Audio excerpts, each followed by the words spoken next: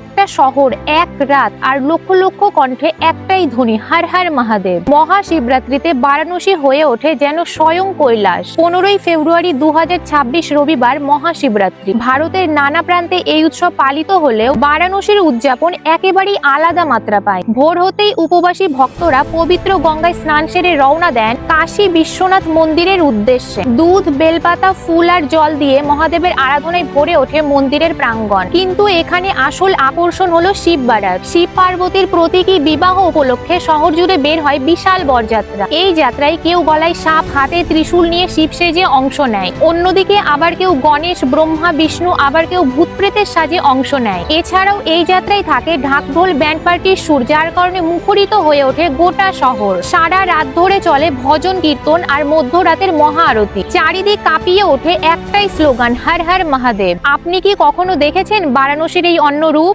আপনার মতামত কমেন্টে জানাতে পারেন।